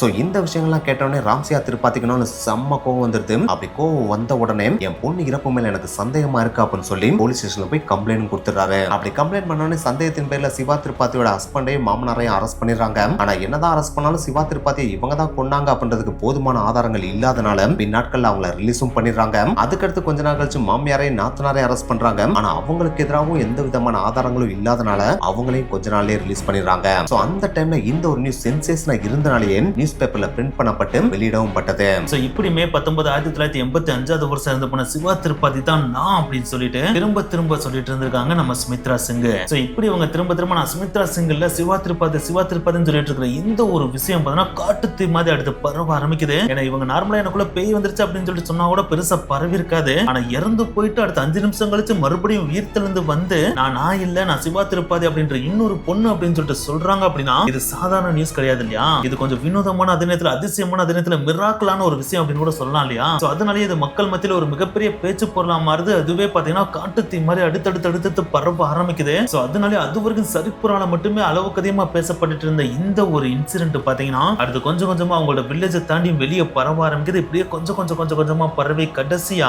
சிவா திருப்பாதி கல்யாணம் முடிச்சு வாழ்ந்து அங்கேயே இறந்தாங்க பாத்தீங்கன்னா அந்த ஊரான திவ்யாபூருக்கு இந்த ஒரு இன்ஃபர்மேஷன் பரவுது. சோ இப்படி இந்த ஒரு நியூஸ் திவ்யாபூர் ஃபுல்லா காட்டு தீ மாதிரி பரவிட்டு இருந்த அந்த ஒரு டைம்ல சிவா திருப்பாதியோட அப்பாவான ராம்சியா திருப்பாதி இருக்காரு பாத்தீங்கன்னா அவர் ஒரு சின்ன வேலை விஷயமா திவ்யாபூருக்கு வந்திருந்திருக்காரு. அப்படி அவர் அங்க வந்து அந்த ஒரு டைம்ல பாத்தீங்கன்னா அக்கம் பக்கத்துல இருக்கவங்க இந்த விஷயங்களை பேசிட்டு இருந்திருக்காங்க. இதை கேட்டோம்னு இது நம்ம மகளை பத்தி பேசுற மாதிரி இருக்கேன்னு சொல்லிட்டு அவங்ககிட்ட போய் கேட்கிறப்பதான் இப்படி ஒரு இன்சிடென்ட் சரிப்புறால இருக்கிற ஒரு பொண்ணுக்கு நடந்திருக்கு அப்படின்றது தெரிய வருது. ஆனா என்னத்த தெரிஞ்சாலும் பேய் பிடிச்சிருக்கு அப்படின்ற பேர்ல நம்மளோட பொண்ணோட பேரை டேமேஜ் பண்றதுக்காக இந்த மாதிரி இவங்க பண்றாங்க அப்படின்னு சொல்லிட்டு ஸ்டார்டிங்ல இதை பெருசா கண்டுக்காம அவரோட வேலையை பார்த்துட்டு போறாரு. ஆனா என்னத்தை தான் அவர் இந்த மாதிரி போனாலும் பேய் பிடிச்சிருக்கதா சொல்லப்படுறது தன்னோட பொண்ணு இல்லையா. தன்னோட பொண்ணை மறுபடியும் பாக்குற சான்ஸ் கிடைச்சிச்சு அப்படின்னா அதை விட பெரிய சந்தோஷம் வேற எதுவும் இருக்க முடியாது இல்லையா. அதுலயும் மறுபடியும் அவரோட காதுக்கு பாத்தீங்கன்னா இந்த ஒரு இன்சிடென்ட் வந்து கேட்டுட்டே இருந்திருக்கு. சோ அதனாலேயே மறுபடியும் நம்ம காதுக்கு கேக்குது அப்படின்னா காரணம் இல்லாம எதுவும் நடக்கவே நடக்காது. சோ சம்திங் இதுல ஏதோ ஒரு காரணம் இருக்கலாம். நம்ம ஒரு 8 போய் சரிப்புறல போயிட்டு என்னன்னு பார்த்து வந்துடலாம் அப்படின்னு சொல்லிட்டு தான் கூட ஒரு நபரை அழைத்துக்கிட்டு அக்டோபர் மாசம் 20ஆம் தேதி 1985 வருஷம் சரிப்புறாவுக்கு நம்ம சிவா திருப்பதியோட அப்பாவான ராம்சியா திருப்பதி போறாரு. அப்படி போனவர் சரிப்புறாவை ரீச் பண்ணி அங்க இருக்கிற சுமித்ரா சிங் வீட்டையும் ரீச் பண்றாரு. அப்படி ரீச் பண்ண உடனே வீட்டுக்குள்ள இருக்கிற சுமித்ரா சிங் ராம்சியா திருப்பதியை பார்த்த உடனே குடுன்னு ஓடி வந்து அவரை கட்டி பிடிச்சு அப்பா இப்பதான் நீ பார்க்கணும்னு தோணுச்சு. அப்பா இவ்வளவு நாள் நான் உங்களுக்காக தான் காத்துட்டு இருந்தேன். என்னைய பார்க்கணும்னு உங்களுக்கு தோணவே இல்லையா? ஏன் இவ்வளவு நாள் என்னைய பார்க்காம இப்படி ஏங்க வச்சிட்டீங்கன்னு சொல்லிட்டு கதறி அழுதுருக்காங்க. அதை பார்த்த உடனே ராம்சியா திருப்பதிக்கான ஒரு மாதிரி செம்மையான சாக்கு கிரியேட் ஆகுது. ஏன்னா இந்த இன்சிடென்ட் நடந்துட்டு இருக்கிற காலகட்டம் பாத்தீங்கன்னா 1985 காலகட்டம் இல்லையா. அந்த காலகட்டத்துல பாத்தீங்கன்னா ஒரு பொண்ணு ஒரு ஊர்ல பிறக்குறாங்க அப்படின்னா அவங்க அங்கேதான் வளருவாங்க, அங்கேதான் சாகவும் செய்வாங்க. கல்யாணம் முடிச்சு கொடுத்தா மட்டும் தான் வேற ஊருக்கு போவாங்க. அப்படி போறவங்க பக்கத்து ஊர்ல இருக்கவங்களை பத்தி தெரிஞ்சுக்கிற முடியுமா அப்படின்னு கேட்டா அதுக்கு வாய்ப்பே கிடையாது இல்லையா. அதுலயும் இப்ப சுமித்ரா சிங் வாழ்ந்துட்டு இருக்கிற இந்த ஒரு சரிப்புறால இருந்து சிவா திருப்பதி வாழ்ந்த எடவா சிட்டி இருக்கு பாத்தீங்கன்னா அந்த சிட்டி கிட்ட டிஸ்டன்ஸ் மட்டும் கிட்டத்தட்ட 60 கிலோமீட்டர். சோ 60 கிலோமீட்டர்ன்றது இந்த காலகட்டத்துல லாங் டிஸ்டன்ஸ், அந்த காலகட்டத்துல அந்த டிஸ்டன்ஸ்ன்றது ரொம்ப லாங் டிஸ்டன்ஸ் இல்லையா. சோ அந்த காலகட்டத்துல இவ்வளவு டிஸ்டன்ஸ்ல இருக்கிற ஒரு ஃபேமிலியை பத்தி ஒரு பொண்ணு தெரிஞ்சுக்க முடியுமான்னு கேட்டா அதுக்கு வாய்ப்பே கிடையாது இல்லையா. அதுல இந்த ராம்சியா திருப்பதியை முன்ன பின்ன சுமித்ரா சிங் பாத்துருக்காங்களான்னு கேட்டா அதுவும் கிடையாது அப்படின்னு தான் சொல்லியானோ. அப்படி இருக்கிறப்ப எப்படி என்னைய பார்த்த உடனே இந்த பொண்ணு குடுக்குடுன்னு ஓடி வந்து என்னை அப்பான்னு கட்டி பிடிச்சிச்சு அப்படின்றதான் இப்போதைக்கு ராம்சியா திருப்பதிக்கு இருக்கிற ஒரு மிகப்பெரிய ஆச்சரியமா இருக்கு. சோ என்ன பார்த்த உடனே ஓடி வந்து அப்பான்ற பாசத்தோட ஒரு பொண்ணு வந்து கட்டி பிடிக்குது அப்படின்னா கண்டிப்பா இது என்னோட பொண்ணான சிவா திருப்பதியா தான் இருக்கணும் அப்படின்னு சொல்லிட்டு ராம்சியா திருப்பதிக்கு அந்த இடத்துல பார்த்தீங்கன்னா லைட்டா ஒரு சின்ன ஹோப் கிடைக்குது. ஆனா என்னத்தை தான் ஹோப் கிடைச்சாலும் இது என்னோட பொண்ணு தான் அப்படின்றத தான் ஒரு தடவை கன்ஃபார்ம் பண்ணணும் இல்லையா. சோ அதுக்காகவே தான் ஊர்ல இருந்து ஒரு பையில பார்த்தீங்கன்னா சில போட்டோஸையும் எடுத்து வந்திருக்காரு. இன்னும் கொஞ்சம் எக்ஸாக்டா சொல்லணும் அப்படின்னா 8 ஃபேமிலி போட்டோஸ் அவர் எடுத்து வந்திருக்காரு. அந்த 8 ஃபேமிலி போட்டோஸ இப்ப இந்த சுமித்ரா சிங் கிட்ட காமிச்சு இது என்னன்னு கேட்டோம் அப்படின்னா அதுக்கு கரெக்டான பதில் அந்த சுமித்ரா சிங் சொன்னாங்க அப்படின்னா இது சுமித்ரா சிங் கிடையாது, என்னோட பொண்ணான சிவா திருப்பதி தான் அப்படின்றத நான் கன்ஃபார்ம் பண்ணிக்கிறேன் அப்படின்னு சொல்லிட்டு ராம்சியா திருப்பதி தான் கொண்டு வந்த 8 போட்டோஸ் தன்னோட பையில இருந்து வெளியே எடுக்கிறாரு. அப்படி வெளியே எடுக்கிறோட மட்டும் இல்லாம அந்த 8 போட்டோவையும் ஒவ்வொரு போட்டோவா சுமித்ரா சிங் கிட்ட காமிச்சு இது யாருன்னு சொல்லிட்டு கேட்கிறாரு. அப்படி காமிக்கிறப்ப ராம்சியா சிங் ஃபர்ஸ்ட் பாத்தீங்கன்னா அவரோட ஃபேமிலி போட்டோவை தான் காமிக்கிறாரு. அப்படி காமிச்ச உடனே உடனே சுமித்ரா சிங்னாலும் பார்த்த உடனே இது நீங்க அப்பா, இது அம்மா, இது இவரு, இது அவரு, இது அவங்க இவங்க அப்படின்னு சொல்லிட்டு ஃபேமிலில இருக்கிற எல்லாரையுமே அக்குவேர் அனுப்பற அவங்க சொல்லிடுறாங்க. இதை பார்த்த உடனே ராம்சியா திருப்பதிங்களும் செம்மையான சாக்கு. ஏன்னா இந்த பொண்ணு முன்ன பின்ன அவரோட ஃபேமிலில இருக்கிற யாரையுமே பார்த்தது கிடையாது. அப்படி இருக்கிறப்ப போட்டோல இருக்கிற எல்லாரையும் அக்குவேர் அனுப்பற சொல்றாங்க அப்படின்னா இது கண்டிப்பா சிவா திருப்பதி தான் அப்படின்னு சொல்லிட்டு அவர் ஓரளவுக்கு கன்ஃபார்ம் பண்ணிடுறாரு. ஆனா என்னத்த கன்ஃபார்ம்னா அதுக்கடுத்து அவரோட தாய் மாமா ஃபேமிலி எல்லாரையும் காமிக்கிறாரு. அந்த போட்டோவையும் பார்த்த உடனே சுமித்ரா சிங் பார்த்தா இது அவங்க இவங்க அப்படின்னு சொல்லிட்டு எல்லாத்தையும் கரெக்டா நேமோட சொல்றாங்க. இதுவும் பார்த்தா அவருக்கு உச்சக்கட்ட ஒரு ஆச்சரியத்தை கிரியேட் பண்ணுது. அதுக்கடுத்து இவரோட சைடுல இருக்கிற ஃபேமிலிஸ் இருப்பாங்க பாத்தீங்கன்னா, அந்த போட்டோஸையும் எடுத்து ராம்சியா திருப்பதி காமிக்கிறாரு. அதையும் சுமித்ரா சிங் பக்காவா சொல்லிடுறாங்க. சோ இது எல்லாத்தையும் சொன்னதுக்கு அப்புறம் அடுத்து இன்னொரு போட்டோவை அவர் காமிக்கிறாரு. அந்த போட்டோல பாத்தீங்கன்னா 2 சின்ன பசங்க இருக்காங்க. அந்த 2 சின்ன பசங்க யார் அப்படின்னு சொல்லிட்டு அவர் கேட்கிறாரு. அதை கேட்ட உடனே சுமித்ரா சிங் அவங்களோட கண்ணுல இருந்து கண்ணீர் மலமலன்னு கொட்டிட்டு என்னோட ரிங்கு டிங்கு தானே இவங்க, எதுக்குப்பா வர்றப்ப இவங்களை கூட்டு வரலான்னு சொல்லிட்டு கதறி கதறி அழுகுறாங்க. இதை பார்த்த உடனே ராம்சியா திருப்பதினாலும் வேற லெவல் ஆச்சரியம். ஆத்தாடி அப்ப இப்ப நம்ம மகதாண்டா அப்படின்னு சொல்லிட்டு கன்ஃபார்மே பண்ணிடுறாரு. அதுக்கு அடுத்து பாத்தீங்கன்னா இந்த போட்டோக்கு அடுத்து இன்னொரு போட்டோவை காமிக்கிறாரு. அந்த போட்டோல பாத்தீங்கன்னா சிவா திருப்பதியோட நாத்தனார் இருக்காங்க பாத்தீங்களா, அதாவது சிவா திருப்பதியோட புருஷனோட அக்கா இருக்காங்க பாத்தீங்களா, அவங்க இருக்காங்க. சோ அந்த ஒரு போட்டோவை பார்த்த உடனே சுமித்ரா சிங்னால செம்ம கோவமாகி அப்பா இவதான்ப்பா ஒரு செங்கல் எடுத்து என் மண்டையில பின்னாடி சத்தன அடிச்சாப்பா அப்படின்னு சொல்லிட்டு கோபமா சொல்றாங்க. சோ இந்த மாதிரி கோபமா சுமித்ரா சிங் சொன்ன இந்த ஒரு ஸ்டேட்மெண்ட் பாத்தீங்கன்னா ராம்சியா திருப்பதியை செம்மையா கன்வின்ஸ் பண்ணுது. ஏன்னா ஆல்ரெடி பாத்தீங்கன்னா சிவா திருப்பதி அவங்களோட தாய் மாமட்ட என்ன சொல்லியிருந்தாங்க, நாத்தனாரும் மாமியார் தான் நீ அடிக்கடி அடிச்சு குடும்பம் பண்றாங்க அப்படின்னு சொல்லியிருந்தாங்க இல்லையா. அது அந்த தாய் மாமா ராம்சியா திருப்பதியும் வந்து சொல்லிட்டாரு இல்லையா. சோ அதோட இதை கனெக்ட் பண்ணி பாக்குறப்ப சிவா திருப்பதியோட நாத்தனார் தான் செங்கலை வச்சு என் மண்டல அடிச்சாங்கன்னு சுமித்ரா சிங் சொல்றது ஓரளவுக்கு கரெக்டா இருக்கு இல்லையா. சோ அதனால ராம்சியா திருப்பதி இது என் மகதான் அப்படின்றத கன்ஃபார்மா நம்பவே செஞ்சிடறாரு. அப்படி கன்ஃபார்ம் பண்ணது சும்மால அவர் கன்ஃபார்ம் பண்ணல. ஏன்னா அவர் கொண்டு வந்த போட்டோஸ்ல பாத்தீங்கன்னா மொத்தம் 17 மெம்பர்ஸ் இருந்தாங்க. அந்த 17 மெம்பர்ஸ்ல 15 பேரை பாத்தீங்கன்னா இவங்க தான் அவங்கன்னு சொல்லிட்டு கரெக்டா சுமித்ரா சிங் அடையாளம் கண்டுபிடிச்சு சொல்லிட்டாங்க. சோ அந்த ஒரு விஷயத்தினாலதான் ராம்சியா திருப்பதி இது என்னோட மகதான் அப்படின்றத கன்ஃபார்ம் பண்ணிக்கிட்டாரு. இந்த ஒரு விஷயம் ராம்சியா திருப்பதிக்கு ஒரு விதமான சந்தோஷத்தை கொடுத்தாலும் இன்னொரு பக்கம் சுமித்ரா சிங்கோட வீடு இருக்கு பாத்தீங்களா, அவங்க வீட்டுல இருக்கிற எல்லாருக்குமே ஒரு விதமான வருத்தத்தை தான் கொடுக்குது. ஏன்னா எப்ப இருந்து சுமித்ரா சிங் நான் சுமித்ரா சிங்ல சிவா திருப்பதின்னு சொல்ல ஆரம்பிச்சாங்களோ அந்த கணத்துல இருந்து அவங்களோட வீட்டுல இருக்கிற எல்லாருமே அவங்க கம்ப்ளீட்டா மறந்துட்டாங்க. அவங்க யாருன்னே அவங்களுக்கு சுத்தமா தெரியல. இன்க்ளூடிங் அவங்களோட அப்பாவையும் தெரியல, தன்னோட ஹஸ்பண்டையும் தெரியல. ஏன் இப்ப ரீசெண்டா தான் பெத்தெடுத்த அந்த 9 மாச குழந்தை கூட யாருன்றது சுமித்ரா சிங்குக்கு சுத்தமா தெரியல. சோ இந்த ஒரு விஷயம் பார்த்தீங்கன்னா சுமித்ரா சிங் வீட்டு சைடுல இருக்கிற எல்லாருக்குமே செம்மையான ஒரு டிசப்பாயின்மெண்ட் கொடுக்குது. அது மட்டும் கிடையாது, சுமித்ரா சிங் எப்ப சிவா திருப்பதியா மாறினாங்களோ அப்ப இருந்து பாத்தீங்கன்னா ஒரு விஷயத்தை அடிக்கடி சொல்லுவாங்க. அதுதான் என்னோட வீட்டுல எல்லாம் நீட்டான ஒரு பாத்ரூம் இருக்கும், அந்த பாத்ரூம்ல தான் நான் வெளியவே போவேன். ஆனா இங்க என்னடா பாத்ரூமும் காணா ஒண்ணும் காணா வெளியே போகணும்னு சொல்றீங்க, இதெல்லாம் எனக்கு சுத்தமா பிடிக்கவே இல்லை அப்படின்னு வேற அவங்க அடிக்கடி சொல்லுவாங்களாம். அப்படி அவங்க சொன்ன அந்த ஒரு விஷயம் பார்த்தீங்கன்னா இப்ப ராம்சியா திருப்பதிக்கும் தெரிய வருது. அதை தெரிஞ்ச உடனே ராம்சியா திருப்பதி ஓரளவுக்கு நல்லாவே இது என்னோட மகதான் அப்படின்றத அவர் கன்வின்ஸே பண்ணிக்கிறாரு. ஏன்னா அந்த காலகட்டத்தில் அதாவது 1985 காலகட்டத்தில் ராம்சியா திருப்பதி வீட்லயும் பாத்தீங்கன்னா பாத்ரூம் இருக்கும். அதே நேரத்துல சிவா திருப்பதி கல்யாணம் முடிச்சு போன அவங்களோட ஹஸ்பண்ட் வீட்லயும் பாத்தீங்கன்னா பாத்ரூம் இருந்திருக்கு. ஏன்னா அப்பயே அவங்க சொசைட்டில பாத்தீங்கன்னா ஓரளவுக்கு நல்ல ஸ்டேஜ்ல இருந்தவங்க, அதே நேரத்துல படிச்சவங்களா வேற இருந்தாங்க இல்லையா. சோ அதனால அவங்க 2 பேர் வீட்டுல பாத்ரூம் இருந்ததை சுமித்ரா சிங் கரெக்டா சொல்றாங்க அப்படின்னா கண்டிப்பா அது சிவா திருப்பதி தான் அப்படின்னு சொல்லிட்டு அவங்க அப்பா கன்வின்ஸே ஆகிறாரு. சோ அதனால ராம்சியா திருப்பதி அங்க இருந்து கிளம்பி தன்னோட வீட்டுக்கு போனதுக்கு அப்புறம் தன்னோட ஃபேமிலி மெம்பர்ஸ் ரிலேஷன் எல்லாத்தையுமே பாத்தீங்கன்னா இறந்து போன என்னோட மகன் இன்னொரு பொண்ணோட பாடிக்குள்ள போயிட்டு அங்க போனதுக்கு அப்புறம் அவ எல்லாத்தையும் பக்காவா கரெக்டா சொல்றா. இது என்னையே உண்மையிலே ஆச்சரியப்படுத்துது. இது எனக்கு ஒரு விதமான ஹாப்பினஸையும் கிரியேட் பண்ணுது அப்படின்னு சொல்லிட்டு எல்லாத்தையும் சொல்லிட்டு இருக்காரு. அப்படி இவர் சொல்லிட்டு இருக்கிற இன்னொரு பக்கம் சுமித்ரா சிங் இருக்காங்க பாத்தீங்கன்னா அவங்களோட ஆக்டிவிட்டிஸ் அண்ட் பிஹேவியர் பாத்தீங்கன்னா கொஞ்சமா சேஞ்ச் ஆக ஆரம்பிக்குது. ஏன்னா சுமித்ரா சிங் பாத்தீங்கன்னா அந்த அளவுக்கு பெருசா படிக்காதவங்க, கிராமத்துல இருந்து வந்தவங்க, அவங்களோட பிஹேவியர் பாத்தீங்கன்னா அந்த அளவுக்கு நார்மலா தான் இருக்கும். ஆனா அதுக்கு அப்படியே ஆப்போசிட்டா சிவா திருப்பதி நம்ம எடுத்து பார்த்தோம் அப்படின்னா அவங்க அப்பயே BA படிச்சிருக்காங்க இல்லையா. அது மட்டும் கிடையாது, அவங்களோட ஃபேமிலி எல்லாமே வெல் எஜுகேட்டட் ஃபேமிலி அப்படின்றதுனால அவங்களோட பிஹேவியர் எப்பயுமே படிச்சவங்க மாதிரி இருக்கும், ரொம்ப டீசென்ட்டாவும் இருப்பாங்கன்னு சொல்லிட்டு நம்ம ஆல்ரெடி பார்த்திருந்தோம் இல்லையா. சோ அந்த ஒரு பிஹேவியர்ஸ் பாத்தீங்கன்னா அப்படியே பாத்தீங்கன்னா இப்ப கம்ப்ளீட்டா சுமித்ரா சிங் குள்ள வர ஆரம்பிக்குது. அதாவது சுமித்ரா சிங் பாத்தீங்கன்னா நார்மலா காலையில லேட்டா எந்திரிப்பாங்க, ஆனா சிவா திருப்பதி இயர்லி மார்னிங் எந்திரிச்சிருவாங்க. சோ ஒன்ஸ் சுமித்ரா சிங் சிவா திருப்பதியை மாறினதுக்கு அப்புறம் பாத்தீங்கன்னா இயர்லி மார்னிங் எந்திரிக்க ஆரம்பிக்கிறாங்க. அண்ட் இதுக்கு முன்னாடி சுமித்ரா சிங் பாத்தீங்கன்னா நார்மலா தான் சாரி கட்டுவாங்க, அவங்க ரொம்ப டீசென்ட்டாலாம் கட்டவே மாட்டாங்க. ஆனா ஒன்ஸ் அவங்க சிவா திருப்பதியை மாறினதுக்கு அப்புறம் சாரியும் பாத்தீங்கன்னா பயங்கர டீசென்ட்டா கட்ட ஆரம்பிக்கிறாங்க. இதுக்கு முன்னாடி வரைக்கும் பாத்தீங்கன்னா வெளியே செப்பல் போடாம நடந்து போயிட்டு இருந்த சுமித்ரா சிங் ஒன்ஸ் சிவா திருப்பதியை மாறினதுக்கு அப்புறம் வெளியே போனாலே செப்பலை போட்டு தான் நடந்து போறாங்க. இதுக்கு முன்னாடி வரைக்கும் வர்றவங்க வளவள கொலகொலன்னு நார்மலா ஜாலியா பேசிட்டு இருந்த சுமித்ரா சிங் அதுக்கடுத்து வர்றவங்க போறவங்க எல்லாத்தையும் படிச்சவங்க எவ்வளவு டீசென்ட்டா லிமிட்டா அழகா பேசுவாங்களோ அதே மாதிரி பேச ஆரம்பிக்கிறாங்க. இது எல்லாத்துக்கு முன்னாடி சுமித்ரா சிங்கோட ஹஸ்பண்டே அழுவுக்கதையும் ஆச்சரியப்பட விஷயம், அதே நேரத்தில் அவரையே மிரள வச்ச ஒரு விஷயம் அப்படின்னா அது சுமித்ரா சிங் படிச்சு காட்டின விஷயங்கள், எழுதி காட்டின விஷயங்கள் அப்படிதான் சொல்லியானோம். ஏன்னா சுமித்ரா சிங் சின்ன வயசுல இருந்து பாத்தீங்கன்னா ஸ்கூலுக்கு போகவே இல்லை, அவங்களோட கசின் வீட்டுக்கு போயிட்டு தான் பாத்தீங்கன்னா லைட்டா எழுத படிக்க கத்துக்கிட்டாங்க. அப்படி கத்துக்கிட்டதும் பாத்தீங்கன்னா ஒன்னாப்பு படிக்கிற பையன் எவ்வளவு தூரம் எழுதுவானோ படிப்பானோ அந்த அளவுக்கு தானே அவங்க கத்துக்கிட்டாங்க. ஆனா ஒன்ஸ் சிவா திருப்பதியா சுமித்ரா சுமித்ரா சிங் மாறினதுக்கு அப்புறம் பாத்தீங்கன்னா ஒன்னாப்பு படிக்கிற பசங்க மாதிரி எழுத தெரியாம எழுதுற மாதிரி எழுதாம ஒரு BA படிச்ச பொண்ணு எவ்வளவு தெளிவா பெர்ஃபெக்ட்டா எழுதுமோ அதே மாதிரி லெட்டர் எழுத ஆரம்பிக்கிறாங்க. அதே நேரத்துல நியூஸ் பேப்பரும் படிச்சு காமிக்கிறாங்க, புக்கும் படிக்கிறாங்க.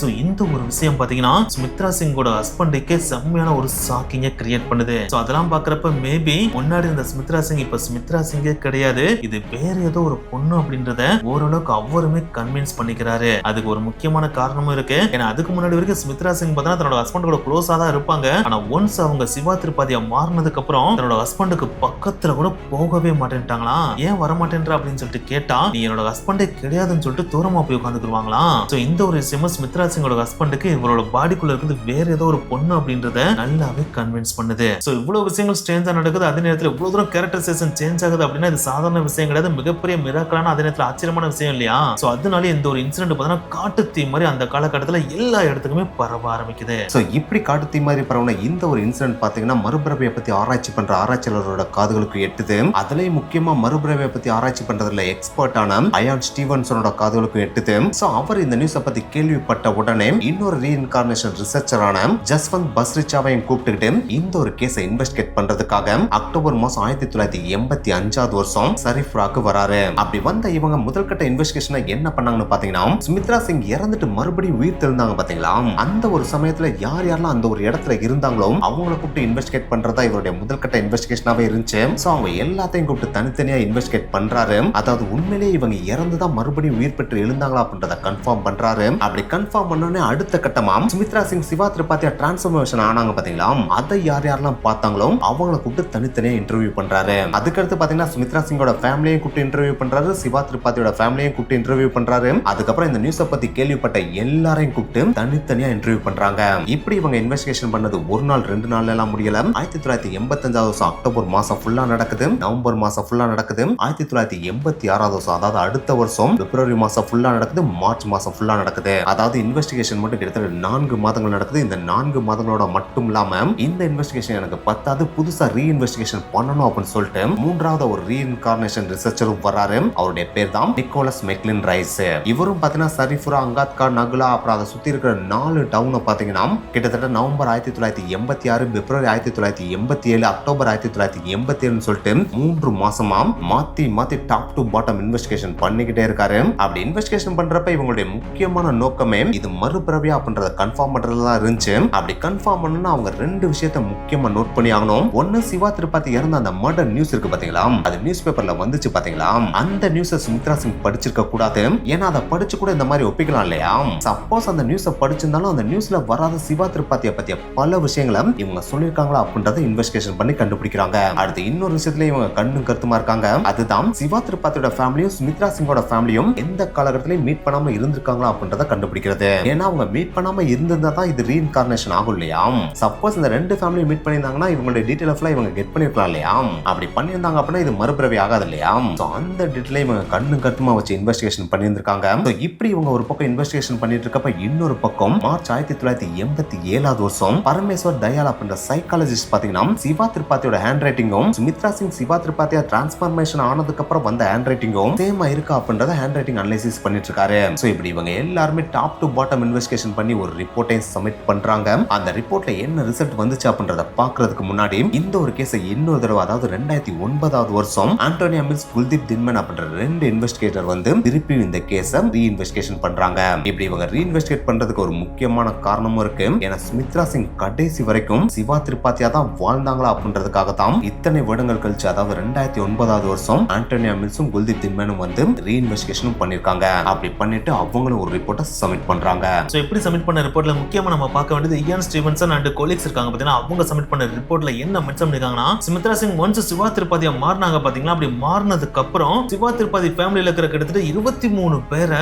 கரெக்டா ரெகக்னைஸ் பண்ணாங்களா. இந்த ஒரு விஷயம் பாத்தீங்கன்னா இயான் ஸ்டீவன்சன் அண்ட் அவரோட கொலீக்ஸ் எல்லாருக்குமே பாத்தீங்கன்னா மிகப்பெரிய ஆச்சரியத்தை கிரியேட் பண்ணுது. ஏன்னா சுமித்ரா சிங் சிவா திரிபாதியா மாறுறதுக்கு முன்னாடி வரைக்கும் இந்த சுமித்ரா சிங்கோட ஃபேமிலிக்கும் சிவா திரிபாதி ஃபேமிலி இருக்கு பாத்தீங்களா, அவங்க 2 ஃபேமிலி கடையில எந்த விதமான கனெக்ஷனுமே கிடையாது. சோ கனெக்ஷனே இல்லாம ஒரு பொண்ணு பாத்தீங்கன்னா இன்னொரு ஃபேமிலில இருக்கிற கிட்டத்தட்ட 23 பேரை ஐடென்டிஃபை பண்ணி ரெகக்னைஸ் பண்றாங்க அப்படின்னா அது சாதாரண விஷயம் கிடையாது இல்லையா. சோ அதுதான் பாத்தீங்கன்னா உங்களை செம்மையா ஆச்சரியப்படுத்திருக்கு. அது மட்டும் கிடையாது, சிவா திரிபாதி இறந்ததுக்கு அப்புறம் அந்த ஒரு இன்சிடென்ட் பாத்தீங்கன்னா ஒரு சென்சேஷனா மாதிரி அது நியூஸ் பேப்பர்லயும் பப்ளிஷ் பண்ணப்பட்டுச்சு இல்லையா. சோ அந்த ஒரு ஆர்டிகலை படிச்சு கூட அவங்க சொல்லிருக்கலாம் அப்படின்னு சொல்லிட்டு நம்ம சொல்லலாம். ஆனா ஸ்மித்ரா சிங் அந்த நியூஸ் பேப்பர்ல வந்த ஆர்டிக்கலை தாண்டி கிட்டத்தட்ட 19 ஸ்டேட்மெண்ட் பாத்தீங்கன்னா எக்ஸாக்டா கரெக்டா சொல்லி இருந்திருக்காங்க. அதாவது நியூஸ் பேப்பர்ல வராத 19 ஸ்டேட்மெண்ட்டை கரெக்டா சொல்லி இருந்திருக்காங்க. அதுல குறிப்பிட்டு சொல்லணும் அப்படின்னா சிவா திரிபாதிக்கு பாத்தீங்கன்னா ஒரு எல்லோ கலர் சேரி ரொம்ப ரொம்ப ரொம்ப ரொம்ப பிடிக்குமா. சோ அந்த எல்லோ கலர் சேரி தான் எனக்கு பிடிக்கும், அந்த சேரி எங்க இருக்கு அப்படின்றத எக்ஸாக்டா ஸ்மித்ரா சிங் சிவா திரிபாதியை மாறினதுக்கு அப்புறம் சொல்லி இருந்திருக்காங்க. அது மட்டும் கிடையாது, நான் கல்யாணம் முடிச்சு வர்றதுக்கு முன்னாடி என்னோட பிறந்த வீட்டுல நான் கையில கட்டியிருந்த வாட்சை ஒரு பெட்டியில வச்சு வச்சுட்டு வந்தேன். அந்த பெட்டி இந்த இடத்துலதான் எக்ஸாக்டா இருக்குன்னு ஒரு இடத்த சொல்லி இருந்திருக்காங்க.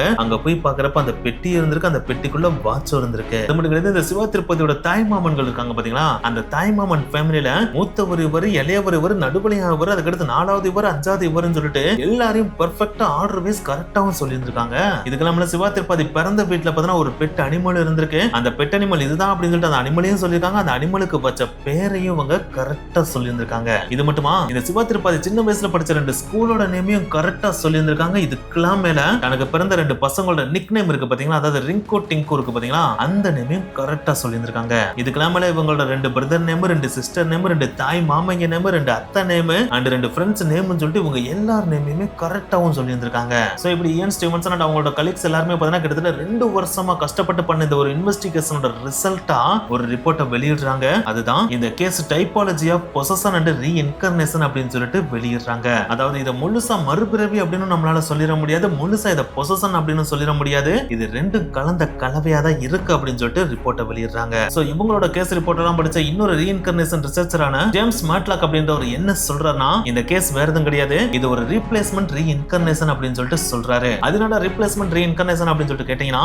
இதுவும் ஒரு வகையான மறுபிறவி மாதிரி தான். ஆனா அது எப்படி நடக்கும் அப்படின்னு பாத்தீங்கன்னா, ஒருத்தவங்களோட ஸ்பிரிட், அதாவது ஒருத்தவங்களோட ஆன்மா வீக்கா இருக்கிற டைம் இருக்கும் பாத்தீங்களா, இன்னும் கொஞ்சம் தெளிவா சொல்லணும் அப்படின்னா ஒருத்தவங்களோட ஆன்மா வந்து சிக்னஸ்னால பாதிக்கப்பட்டு, அதாவது நோய்வாய்ப்பட்டு வீக்கா இருக்கிற டைம் இருக்கும் பாத்தீங்களா, அந்த டைம்ல இன்னொரு ஆன்மா வந்து இவங்களோட ஆன்மாவை ரிப்ளேஸ்மெண்ட் பண்ணிருமா. சோ அந்த ஒரு கேஸ் தான் பாத்தீங்கன்னா இந்த ஸ்மித்ரா சிங்கோட லைஃப்ல நடந்திருக்கு அப்படின்னு சொல்லிட்டு சொல்றாரு. அதாவது ஸ்மித்ரா சிங் ஒரு மர்மமான காய்ச்சல்னால பாதிக்கப்பட்டு ரொம்ப வீக்கா இருந்தாங்க பாத்தீங்களா, அந்த டைம்ல ஸ்மித்ரா சிங்கோட ஆன்மாவை சிவா திரிபாதியோட ஆன்மா ரிப்ளேஸ் பண்ணிருக்கலாம். அதனாலதான் இந்த ரிப்ளேஸ்மெண்ட் ரீஇன்கார்னேஷன் அப்படின்னு சொல்லிட்டு நாங்க சொல்றோம்னு மேட்லாக் சொல்றாரு. அதுக்கடுத்து இந்த கேஸை 2009 ரீஇன்வெஸ்டிகேட் பண்ண ஆண்டோனியா மில்ஸும் குல்தீப் தின்மன் என்ன சொல்றாங்க பாத்தீங்கன்னா, இயன் ஸ்டீவன்சன் சொன்ன மாதிரி இந்த கேஸ் பொசஷன் அண்ட் ரீஇன்கார்னேஷன் 2 கலந்த கலவை தான். இத கம்ப்ளீட்டா பொசஷன் கேஸ்னு சொல்லிட முடியாது, டிபிக்கலா ரீஇன்கார்னேஷன் கேஸ்னு சொல்லிட முடியாது. ஏன்னா கிட்டத்தட்ட 13 வருடங்கள் சுமித்ரா சிங் சிவா திரிபாதியா தான் வாழ்ந்திருக்காங்க. ஏன் இறக்கும் போது கூட சுமித்ரா சிங் சிவா திரிபாதியா தான் இறக்கவும் செஞ்சிருக்காங்க. சோ அதன்படி பார்த்தோம்னா கிட்டத்தட்ட 13 வருடங்கள் பொசஷன் இருக்கு. ஆனா என்னதான் 13 வருடங்கள் பொசஷன் இருந்தாலும் சுமித்ரா சிங் இறந்துட்டானா சிவா திரிபாதி பிறந்திருக்காங்க. அதாவது சுமித்ரா சிங் இறந்துட்டு 5 நிமிடங்கள் கழித்து கண் விழிக்கிறப்ப தானே சிவா திரிபாதியா மாறினாங்க. சோ அந்த இடத்துல ரீஇன்கார்னேஷன் இருக்கு. ஆனா அது டிபிக்கல் ரீஇன்கார்னேஷன் கேட்டா அதுவும் கிடையாது. ஏன்னா டிபிக்கல் ரீஇன்கார்னேஷன் கேசஸ்ல எல்லாம் பாத்தீங்கன்னா பர்த் மார்க்ஸ் இருக்கு பாத்தீங்களா, அது கூடவே வருமாம். எக்ஸாம்பிளுக்கு சொல்லணும்னா சிவா திரிபாதி தலையில அடிபட்டு தானே இறந்திருக்காங்க. அப்படி அடிபட்டு இறந்தவங்க மறுபடியும் மறுபிறவி எடுத்திருந்தாங்கன்னா, அதாவது டிபிக்கலா மறுபிறவி எடுத்திருந்தாங்கன்னா மறுபிறவி எடுத்த அந்த பாடியில பாத்தீங்கன்னா அந்த மார்க்ஸ் இருக்கும். அப்படி பார்த்தோம் அப்படின்னா இந்த கேஸ்ல சுமித்ரா சிங்கோட தலையில அடிபட்டதுக்கான தழும்பல் இருந்திருக்கணும். ஆனா அது இதுல இல்லையா. சோ அதன்படி பாக்குறப்ப இது டிபிக்கல் மறுபிறவி கேஸ் கிடையாது. இருந்தாலும் முழுசா மறுபிறவி இல்லைன்னு சொல்லிட முடியாது. ஏன்னா இவங்க இறந்தும் பிறந்திருக்காங்க, பழைய நினைவுகள் எல்லாம் இருக்கவும் செய்து இல்லையா. சோ அதனாலே மில்ஸும் தின்மேனும் இது பொசஷன் ரீஇன்கார்னேஷன் 2 கலந்த கலவையான கேஸ் தான் அப்படின்னு சொல்லிட்டு அவங்க ரிப்போர்ட்டை கொடுக்குறாங்க. சோ ரீஇன்கார்னேஷன் ரிசர்ச்சர்ஸ் இப்படி ஒரு பக்கம் சொன்னாலும் இன்னொரு பக்கம் கிரிட்டிக்ஸ் என்ன சொல்றாங்கன்னு பாத்தீங்கன்னா, முக்கியமா பிராட் அப்படின்றவர் என்ன சொல்றாருன்னு பாத்தீங்கன்னா, இந்த பொண்ணுக்கு வந்தெல்லாம் ரீஇன்கார்னேஷன்லாம் கிடையாது. இந்த பொண்ணோட ஹிஸ்டரியை பாத்தீங்கன்னா சின்ன வயசுல இருந்து தனிமையில தான் இருக்கவே செஞ்சிருக்கு. சோ அதனாலே யாருமே நம்மள நல்லா பாத்துக்கிற மாட்டேன்றாங்களே அப்படின்ற ஒரு ஏக்கம் இவங்களுக்கு இருந்துட்டே இருந்திருக்கும். சோ அந்த ஒரு ஏக்கத்தோட வெளிப்பாடா தான் தன்னை யாராவது நல்லா பாத்துக்கணும் அப்படின்ற நோக்கத்துக்காக தான் இந்த பொண்ணு இப்படியே பண்ணிருக்கோம் அப்படின்னு சொல்லிட்டு அடிச்சு சொல்றாப்ல. ஏன்னா சிவா திரிபாதி அம்மானா சொசைட்டில நல்ல ஒரு ஸ்டேட்டஸ் கிடைக்கும். அதே நேரத்துல என்னடா நம்ம பொண்டாட்டி டீசென்ட்டா பேசுறா, டீசென்ட்டா ட்ரெஸ் பண்றா அப்படின்னு சொல்லிட்டு அவங்க ஹஸ்பண்டோட கான்சென்ட்ரேஷனும் சுமித்ரா சிங் பக்கம் திரும்ப இல்லையா. சோ அந்த ஒரு அட்டென்ஷன் சீக்கிங்காக தான் இந்த மாதிரி பண்ணிக்கலாம் அப்படின்னு சொல்லிட்டு சொல்றாப்ல. அது மட்டும் கிடையாது, இவங்க உண்மையிலே சிவா திரிபாதியா இருந்து அவங்க அப்பா இருக்க வீடான ஏதாவா சிட்டிக்கே போயிருப்பாங்க இல்லையா. ஏன்னா அங்கதானே இவங்க முன்னாடி வாழ்ந்த வாழ்க்கைக்கான எல்லா சௌகரியங்களும் கிடைக்கும். ஆனா அதை விட்டுட்டு எதுக்கு இவங்க சரிஃப்ராலே வாழ்ந்தாங்க அப்படின்றதாம் இங்க இருக்க ஒரு மிகப்பெரிய கேள்வியாவே இருக்கு அப்படின்னு சொல்லிட்டு பிராட் கேக்குறாரு. சோ இந்த ஒரு கேள்வியை வச்ச பிராடுக்கு மில்ஸ் அண்ட் திமன் அப்படின்றவங்க என்ன பதில் சொல்றாங்க அப்படின்னா, நாங்க இந்த கேஸ typology of possession and reincarnation சொல்றதுக்கு ஒரு முக்கியமான காரணம் இருக்கு. நாங்க சுமித்ரா சிங் கிட்ட இருக்கிற வெறும் ஸ்கில்ஸ் அண்ட் நாலேஜ் மட்டும் வச்சு இத ரீஇன்கார்னேஷன் அண்ட் பொசஷன் அப்படின்னு சொல்லிட்டு சொல்லல. ஏன்னா வெறுமனே போட்டோல இருக்கிற மெம்பர்ஸ் ரெகக்னைஸ் பண்றது, அவங்களோட நேம கரெக்டா சொல்றது அண்ட் அவங்களோட ஃபேமிலில இருக்கிற எல்லாரையும் கரெக்டா ரெகக்னைஸ் பண்றது அப்படின்ற ஸ்கில்ஸ் மட்டும் வச்சு நாங்க ரீஇன்கார்னேஷன் அண்ட் பொசஷன் அப்படின்னு சொல்லிட்டு சொல்லல. சிவா திரிபாதியோட கேரக்டர் அப்படியே டிட்டோ அடிச்ச மாதிரி ஸ்மித்ரா சிங்கோட சிங்கோட கேரக்டர் இருந்தனால தான், அதாவது ஹோல் கேரக்டர் டிரான்ஸ்ஃபார்ம் ஆனனால தான் இதை நாங்க ரீஇன்கார்னேஷன் அண்ட் பொசஷன் அப்படின்னு சொல்லிட்டு சொல்றோம் அப்படின்னு சொல்லிட்டு மில்ஸ் அண்ட் தேமன் அடிச்சு சொல்றாங்க. அதாவது சிவா திரிபாதி எந்த மாதிரி சேலை கட்டுவாங்களோ அதே மாதிரி சுமித்ரா சிங்கும் சேலை கட்டினாங்க, எந்த மாதிரி நடந்தாங்களோ அதே மாதிரி நடக்கவும் செஞ்சாங்க, வெளியில போறப்பலாம் எப்படி செருப்பு போட்டு போனாங்களோ அதே மாதிரி தான் போடவும் செஞ்சாங்க. அவங்க எப்படி ஹேண்ட் ரைட்டிங் இருந்துச்சோ அதே ஹேண்ட் ரைட்டிங் தான் சுமித்ரா சிங் இருந்துச்சு. அண்ட் அவங்களோட ஸ்பீக்கிங் ஆக்சென்ட் எப்படி இருந்துச்சோ அதே ஆக்சென்ட்ல தான் இவங்களும் பேசினாங்க. அவங்க மத்தவங்ககிட்ட எப்படி அன்பா பழகுவாங்களோ அதே மாதிரி இவங்களும் பழகுனாங்க. அப்படி எப்படின்னு சொல்லிட்டு இந்த சிவா திரிபாதியோட எல்லா கேரக்டரைசேஷனுமே அப்படியே டிரான்ஸ்ஃபார்ம் ஆகி சுமித்ரா சிங்குக்கு வந்ததை வச்சுதான் நாங்க இதை சொல்லியிருக்கோம். அதுக்கு பெஸ்ட் எக்ஸாம்பிள் சிவா திரிபாதியோட ஃபேமிலியே இருக்காங்க பாத்தீங்கன்னா, அவங்க ஃபேமிலியே வந்து சிவா திரிபாதியோட மறு உருவமா தான் நாங்க சுமித்ரா சிங்கே பாக்குறோம் அப்படின்னு சொல்லிட்டு அடிச்சு சொல்லி இருந்திருக்காங்க. அது மட்டும் கிடையாது, சுமித்ரா சிங்க நாங்க எங்க வீட்டுக்கு தான் கூப்பிட்டு சிவா திரிபாதியா பாத்துக்கிறதுக்கு ஆசைப்பட்டோம். ஆனா சுமித்ரா சிங்கோட ஹஸ்பண்ட் இதை நாங்க ஏத்துக்க மாட்டோம் அப்படின்னு சொல்லிட்டு மறுத்துட்டாரு. அவரோட கருத்தையும் நாங்க மதிக்கணும் இல்லையா? ஏன்னா என்னதான் எங்க பொண்ணோட ஆன்மா அவரோட பாடிக்குள்ள இருந்தாலும் பிசிக்கலா பார்த்தா அது சுமித்ரா சிங் தான், சுமித்ரா சிங்கோட புருஷன் தானே அவரு. அவரோட கருத்தை மதிக்கணும், அவரோட எமோஷனுக்கு மதிப்பு கொடுக்கணும்ன்றதுக்காக தான் நாங்க சுமித்ரா சிங்க எங்க வீட்டுக்கு கூட்டிட்டு போகல அப்படின்னு சொல்லிட்டோம் சிவா திரிபாதியோட ஃபேமிலி சொல்லி இருந்திருக்காங்க. அதாவது சுமித்ரா சிங் அவங்களோட வீட்டுல இருக்கட்டும் சொல்லிட்டு நாங்க விட்டுட்டோம் அப்படின்னு சொல்லிட்டு சொல்லியிருக்காங்க. சோ இதெல்லாம் வச்சு பாக்குறப்ப அதாவது சிவா திரிபாதியோட ஃபேமிலியில இருக்கவங்களே இது சிவா திரிபாதி தான் அப்படின்னு சொல்லிட்டு ஒரு சியூரிட்டி கொடுக்கறப்ப இதுக்கெல்லாம் மேல இன்னொரு விஷயம் பார்த்தா ஒன் ஸ்டெப் அகட்ட இதை ப்ரூஃப் பண்ணுது. ஏன்னா சிவா திரிபாதி பார்த்தா ஹையர் மோஸ்ட் கேஸ்ட்ல இருக்கிற ஒரு பெண்மணி, ஆனா சுமித்ரா சிங் பார்த்தா அவங்க கேஸ்டுக்கு ஒன் ஸ்டெப் கீழே இருக்கிறவங்க. அப்படி இருக்கிற இந்த ஒரு சுமித்ரா சிங்கோட கேரக்டரைசேஷன் அண்ட் அவங்களோட பண்பு இன்பு எல்லாத்தையும் பாக்குறப்ப இது சிவா திரிபாதி மாதிரி இருக்குதுன்னு சொல்லிட்டு நம்பிக்கை வச்சு சிவா திரிபாதியோட ஃபேமிலி மெம்பர்ஸ் இருக்காங்க பாத்தீங்களா, அவங்க சுமித்ரா சிங்கோட கேஸ்ட் கிஸ்ட் அதெல்லாம் எதையுமே பார்க்காம நீ என்னோட மக அப்படின்னு சொல்லிட்டு சுமித்ரா சிங்க கூப்பிட்டு தன்னோட வீட்லயே சில காலங்கள் தங்கவும் வச்சிருந்திருக்காங்க. அதுவும் இது நடந்த காலகட்டம் இது 1985 காலகட்டம் இல்லையா? அந்த காலகட்டத்துல எல்லாம் எவ்வளவு தூரம் கேஸ்ட் பிளே பண்ணிருக்கோன்றது நம்ம எல்லாருக்குமே தெரியும். ஆனா அந்த காலகட்டத்திலேயே ஹையர் கேஸ்ட்ல இருக்கிற ஒருத்தவங்க தனக்கு கீழே இருக்கிற கேஸ்ட்ல இருக்கிற ஒருத்தவங்க வீட்டுல கூப்பிட்டு தங்க வைக்கிறாங்க அப்படின்னா அது தன்னோட மக அப்படின்றத ஸ்ட்ராங்கா பிலீவ் பண்ணா மட்டும் தான் தங்க வச்சிருப்பாங்க. சோ இந்த ஒரு விஷயம் இது typology of reincarnation and possession அப்படின்றத எங்களை சொல்ல வச்சிருக்கு அப்படின்றத மில்ஸ் அண்ட் தேமன் அடிச்சு சொல்றாங்க. ஆனா என்னதான் ஆண்டோனி மில்ஸ் அண்ட் குல்தீப் திமன் இந்த மாதிரி சொன்னாலும் ஜெர்னலிஸ்ட் சோடர் என்ன சொல்றாருன்னு பாத்தீங்கன்னா, சுமித்ரா சிங் சிவா திரிபாதியா டிரான்ஸ்ஃபர்மேஷன் ஆனதுக்கு அப்புறம் அதாவது 2 வருஷம் கழிச்சு ஒரே ஒரு தடவை பாத்தீங்கன்னா சுமித்ராவோட ஒரிஜினல் பெர்சோனா வெளிப்பட்டது அப்படின்னு சொல்லிட்டு மில்ஸ் அண்ட் திமன் அவங்களுடைய ரிப்போர்ட்லயே மென்ஷன் பண்ணிருக்காங்க. சோ அதை வச்சு பாக்குறப்ப பாடியை விட்டு போன சுமித்ரா சிங்கோட ஆன்மா மறுபடியும் வந்து தன்னுடைய பாடியை கிளைம் பண்ணிச்சாம். அப்படி கிளைம் பண்ணா அது எப்படி மறுபிறவி ஆகும், இல்லாட்டா அந்த ஆன்மா வேற எங்கேயும் போகாம சுமித்ரா சிங்கோட உடம்புக்குள்ளேயே தான் ஒளிஞ்சிட்டு இருந்துச்சா. சோ இதற்கான பதில் இன்னமும் கிடைக்கவே இல்லை. இது ஒரு மிஸ்டீரியஸ் கேஸா தான் இன்னும் இருந்துட்டே இருக்கு அப்படின்னு சொல்லிட்டு மென்ஷன் பண்ணிருக்காப்ல. சோ இந்த ஒரு கேஸை பத்தி நீங்க என்ன நினைக்கிறீங்க? சுமித்ரா சிங் சிவா திரிபாதியா மாறினது பொசஷனா இல்லாட்டா ரீஇன்கார்னேஷனா இல்லாட்டா வேற எதுமா அப்படின்றத மறக்காம கீழே கமெண்ட் பண்ணுங்க. அண்ட் கமெண்ட் பண்றதுக்கு முன்னாடி இந்த ஒரு விஷயத்தை நோட் பண்ணிக்கோங்க. சுமித்ரா சிங் ஒன்ஸ் சிவா திரிபாதியா மாறினதுக்கு அப்புறம் கிட்டத்தட்ட 13 வருடங்கள் சிவா திரிபாதியாவே தான் வாழ்ந்து ஃபைனலா 1998 வருஷம் இறந்தும் போனாங்க. ஓகே गाइस, இந்த வீடியோ முடிஞ்சு. இந்த வீடியோ உங்களுக்கு பிடிச்சிருந்தா லைக் பண்ணுங்க, ஷேர் பண்ணுங்க, போகும்போது மறக்காம சேனலை சப்ஸ்கிரைப் பண்ணுங்க. நெக்ஸ்ட் வீடியோல மீட் பண்ணலாம். பை.